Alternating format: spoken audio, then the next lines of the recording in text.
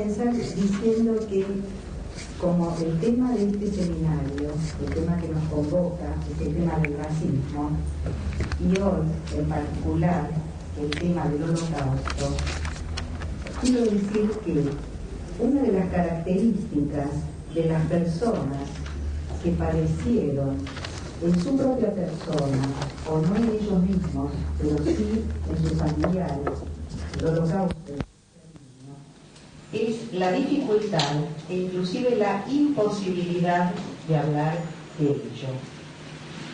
Quizás sea el legado a nosotros, a esta segunda generación, el retomar el tema y el darles y el darnos la posibilidad de hablar sobre esto.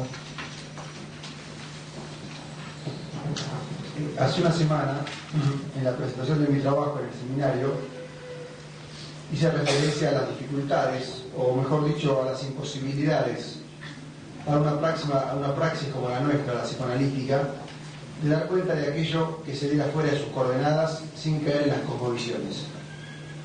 Sin embargo, esto no tiene una reciprocidad circular. El racismo, el nazismo, los campos de concentración, esa noche en que se subió la historia, ese fuera de sentido, esa irracionalidad, como la llama Raquel O'Dara, son lugares privilegiados en los que los psicoanalistas tenemos que, para aprender de quienes han estudiado con profundidad, con rigor, estas cuestiones trascendentes.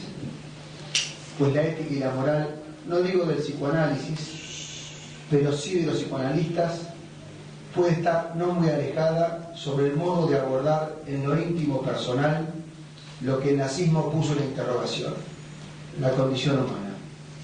La Fundación Centro Psicoanalítico Argentino tiene el alto honor de presentar a Raquel O'Dara, máster en judaísmo contemporáneo con especialización en historia del Holocausto, actualmente realizando el doctorado sobre las mujeres en el gueto. Yo voy a hablar parada sola, no solo para que se den cuenta de que el honor no es tan alto, sino para que entremos en mejor comunicación. ¿Me oyen atrás? ¿Está bien? ¿Cómo hacemos? ¿Lo voy a tener que tener en la mano? Bueno, primero voy a hacer una aclaración. Les repartimos un material que tiene no bibliografía, sino párrafos, una recopilación de párrafos sobre lo que los nazis decían sobre los judíos. Yo iba a hacer aquí un análisis muy meticuloso de cada párrafo, pero por muchos motivos decidimos en conjunto cambiar un poco el tema. Y el tema sobre el cual voy a hablar es específicamente el intento más o menos exitoso de demoler la personalidad del individuo en los campos nazis. Sin embargo, quiero referirme unos minutos al contenido de las hojas que les di. Cuando las estudien, sí, algunos ya las estudiaron, pero los demás cuando las estudien, fíjense que al final de los párrafos citados de los nazis, antes de entrar al campo de la irracionalidad, hay una frase de un juez nazi que se llamaba Walter Buch, que dijo en 1938: el judío no es un ser humano, el judío es un síntoma de podredumbre. Y quizá en esa única frase se resume casi todo lo que los nazis quisieron decir sobre el judío. Ahora, una de las preguntas centrales cuando nosotros empezamos a estudiar el tema de la Shoah, o cuando lo resumimos, el Holocausto, Shoah es el nombre que preferimos, porque holocausto quiere decir un sacrificio ofrecido a Dios. Es la palabra que aparece en las traducciones de la Biblia para referirse al sacrificio ofrecido a Dios. Es uno de esos términos que se arraigó desafortunadamente, porque realmente lo último que podríamos decir es que se trata de un sacrificio ofrecido a Dios, o quizá a otros dioses, pero no al Dios que comúnmente se habla de él en la cultura occidental. Entonces lo llamamos Shoah, que es catástrofe. Si alguien vio la película de Lanzmann prohibió llamar a su película con otro nombre que no fuera Shoah.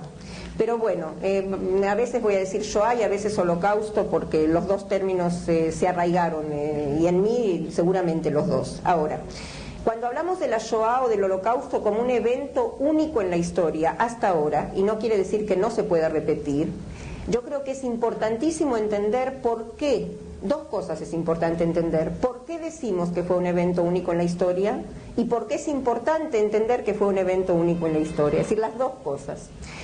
Decimos que fue un evento único en la historia hasta ahora, no porque alguien se quiere poner el galardón de víctima como no hubo otra igual en la historia. Es decir, si un judío murió asesinado por los nazis, no tiene un galardón de superioridad sobre el gitano que murió asesinado por los nazis, ni sobre el armenio que murió asesinado por los turcos, ni sobre el indígena que murió asesinado en el continente americano. Todos son víctimas de crímenes terribles, de crímenes que no hay términos para condenar bastante.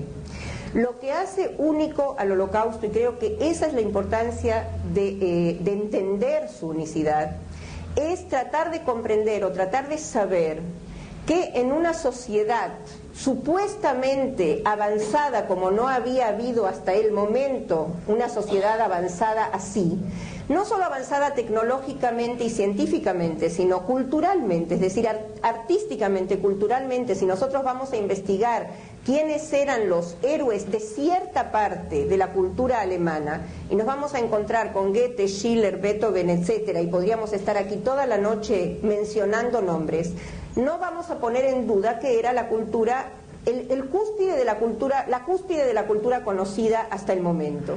Si en una cultura así puede gran parte de una sociedad seguir a un líder o a un grupo que le presenta una interpretación absolutamente falsa de la realidad, una interpretación totalmente, voy a usar el término que no puedo evitar usar, totalmente irracional de la realidad, y la sociedad puede ir tras él y matar masivamente, cometer un asesinato masivo de millones de personas en forma sistemática, organizada, tecnológica y científicamente, sin ningún objetivo ulterior. No se trataba aquí de un conflicto territorial, no querían quitarles a los judíos territorio, no se trataba de ganancias económicas, no se trataba de un terror político para amedrentar a otros sectores de la población, no se trataba de un conflicto religioso, se trataba simplemente de un asesinato cometido con el único propósito de que ese grupo humano, desde el más pequeño hasta el más viejo, desaparecieran de la faz de la tierra.